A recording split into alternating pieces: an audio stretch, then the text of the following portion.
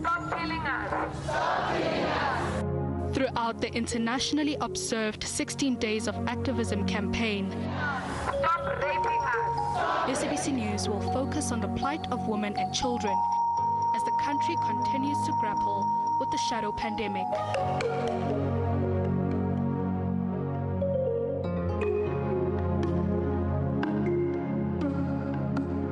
SABC News, independent and impartial.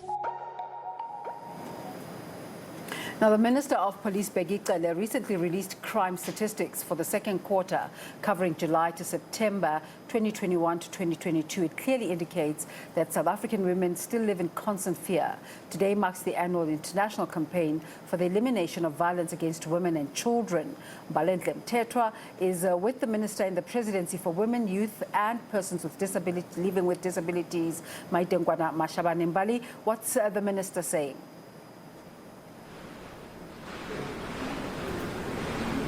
Good morning, Desiree. We are in Soweto and Pimville, where we've just heard the Minister delivering a very powerful speech to kickstart the international 16 days of activism against women, against abuse against women and children. And we understand that she's actually said that this year is not just about awareness and creating awareness around gender-based violence, but it is a time and a period for accountability. We're going to be speaking to her just to get a sense and more information as to how her department will be going about ensuring that there is accountability. But we are going to paint a backdrop under which today's event is taking place. We understand that there are numerous homes and shelters in South Africa that are filled with women who have had to flee from their homes to protect themselves from abuse.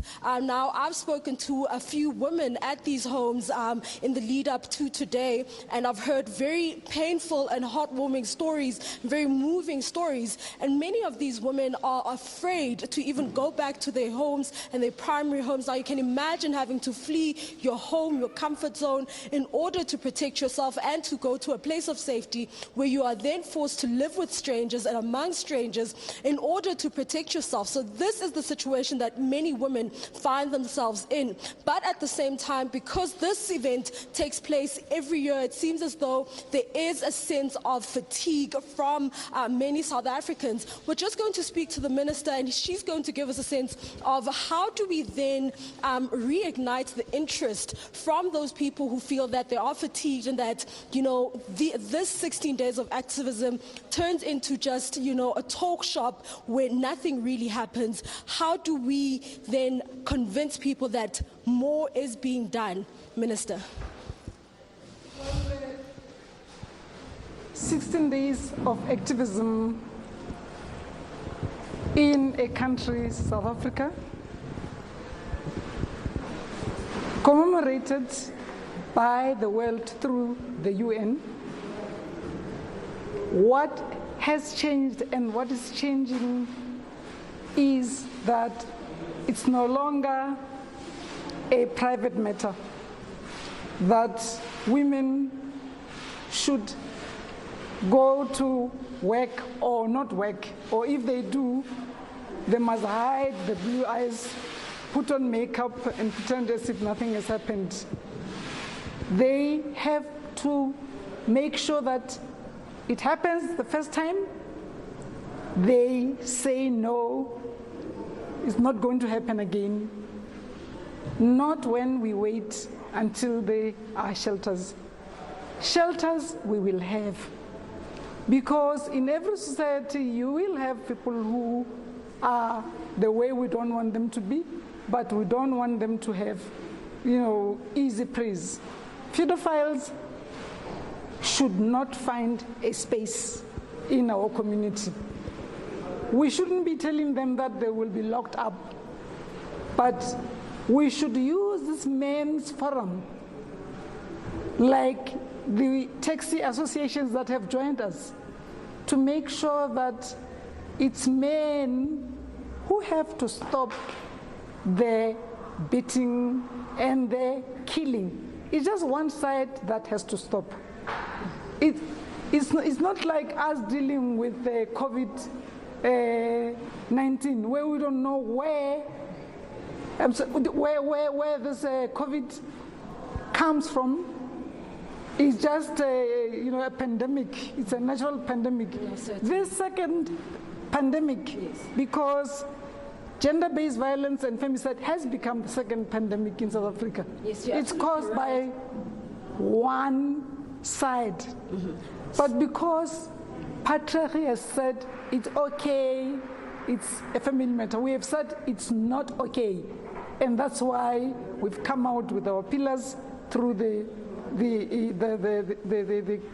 partnership between government and civil society. Yes, certainly. Now, the other question that I would like to ask, and if your department will be looking into maybe extending the stay of women at these various shelters. One of the ladies I spoke to earlier this week told us about how she's afraid that once her 6 months is up, she doesn't know where she's going to go, and she might be forced to go back to the very home where she was actually forced to stay with her abuser. Will she have to go back there? Will she go home? What happens to women after those 6 months of staying in a shelter? And are we going to try and at least provide them with more in terms of protection after staying in the shelter for 6 months? The first, my answer is yes. We have to give women more protection. And the better protection we can give to our women is to give them economic access so that they do not have to stay where they don't want to because they've got nothing else except that. Our president has spoken about financial access for women so that women can get a way to do things themselves, because patriarchy said it's not okay for them to do that. We are fighting against all of those odds. So no woman is going to be thrown out in the street because her 6 months has ended. But women need to be empowered to once again stand on their feet.